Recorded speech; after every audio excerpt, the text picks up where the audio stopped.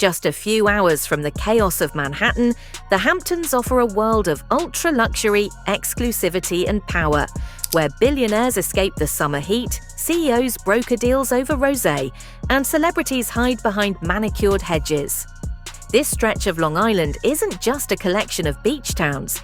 It's a status symbol, a place where owning a home isn't about having a place to stay. It's about having a place to be seen. But how did the Hamptons become the ultimate summer retreat for New York's wealthiest? Why do real estate prices here rival those of Manhattan's most expensive penthouses? And with exclusivity comes tension. So how does the Hamptons balance its billionaire bubble with the people who actually keep it running? A weekend in the Hamptons can cost as much as a year's rent in most cities. Renting a home in East Hampton or Sagaponack for the summer can easily exceed $1 million, and that's just for a seasonal stay. Buying a home? That's another level. The average sale price of a house in the Hamptons has now surpassed $3 million, and waterfront estates regularly go for tens of millions. The record? A $147 million oceanfront estate, one of the most expensive home sales in US history. But the high prices aren't just about location. The Hamptons are designed for exclusivity. There are no giant resorts, no high-rise hotels, no large-scale development. Towns like Southampton and East Hampton have strict zoning laws preventing commercial chains from taking over. Even something as simple as a McDonald's is banned. This isn't a place for mass tourism, it's a playground for the ultra-wealthy. Instead of hotels, the Hamptons operate on a private rental economy, where homes aren't just vacation spots, but investments. Hedge fund managers and tech billionaires buy properties not just to live in, but to flip for profit, driving prices even higher. And the ultimate luxury, waterfront property. With strict building regulations and limited availability, homes with direct beach access are nearly impossible to find, unless, of course, you have tens of millions to spend. 100 years ago, the Hamptons weren't a luxury destination. They were farmland, with small fishing villages and potato fields covering most of the region. The Native American Shinnecock people were the first to settle in the area, relying on fishing and whaling to survive. In the late 19th century, wealthy New Yorkers, industrialists, bankers, and socialites began building summer cottages in the area. But unlike today's mansions, these early retreats were relatively modest. By the 1920s, the Hamptons had become a haven for artists and intellectuals. Writers like F. Scott Fitzgerald and Jackson Pollock found inspiration in the quiet beauty of the landscape. But everything changed after World War II, when the jet-set elite began arriving in droves. Through the 1950s and 60s, the Hamptons transformed into an exclusive retreat for New York's power players. Real estate prices soared, and the region evolved into a summer sanctuary for Wall Street executives, celebrities, and the political elite. What was once a quiet escape became a billionaire's retreat, where privacy was the ultimate luxury. The Hamptons aren't just about escaping New York, they're about being part of an exclusive club. You can't just show up and expect to blend in. The restaurants, the parties, the private clubs, everything is designed to separate insiders from outsiders. One of the most famous institutions, the Surf Lodge in Montauk, where entry isn't just about money, it's about connections.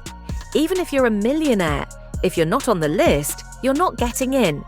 And if you do manage to get a table, be prepared for $100 cocktails and a champagne bill that rivals a mortgage payment. Then there's the Hamptons party scene, where summer nights mean private beachfront gatherings at estates worth more than entire city blocks.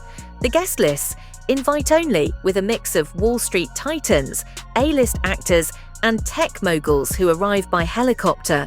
But not all exclusivity in the Hamptons is about parties. Some of the most elite spaces in the area are private golf courses and members-only clubs.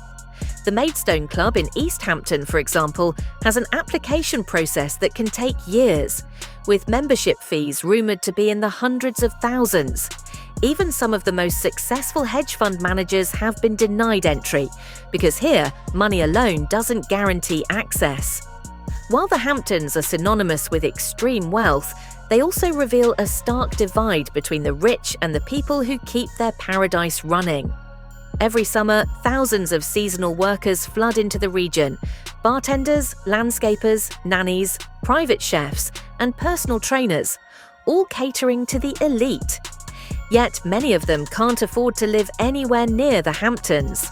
Rental prices for even the smallest apartments have skyrocketed, forcing workers to commute hours each way from more affordable areas like Riverhead or even farther west on Long Island.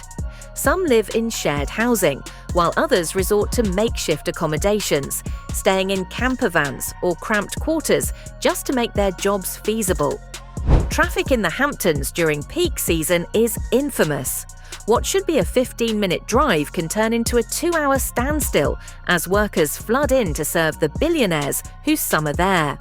Locals who have lived in the Hamptons for generations are also being pushed out.